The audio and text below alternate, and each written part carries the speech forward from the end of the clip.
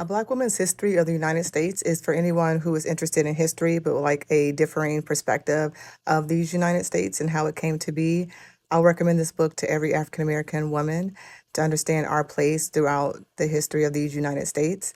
I would also recommend this to people who are watching the 1619 Project and would like more historical or analysis or information. How the authors do this in this book is each chapter is a piece of American history, but they center one or two African American women to tell the story. For example, chapter 1, Isabel's expedition and freedom before 1619. Chapter 5, Mary's apron and the demise of slavery, 1860 to 1876. Chapter 6, Frances' sex and the dawning of the Black woman's era, 1876 to 1915. So as you can see, they center one African American woman's story to highlight or talk about a specific chunk of U.S. history. The excerpt I'm going to read is from the introduction, and it is the author setting up how they have thematically curated the book. We identify several central themes in Black women's history that cut across time and space. Travel, motion, movement, and migration fundamentally underscore this history, as Black women's travails have not only remade whole societies and continents, but also profoundly influenced cultural, political, and legal practices.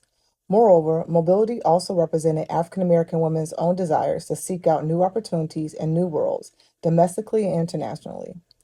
Violence in Black women's history, too, is extensive and multifaceted. We understand violence as physical, but we also acknowledge representational forms of violence, such as the use of racist images and caricatures. We also examine the violence of exclusion, as it refers to how Black women have been denied social and political participation and protection. The violence of poverty also cannot be overstated. Activism and resistance are deeply embedded in African American women's histories.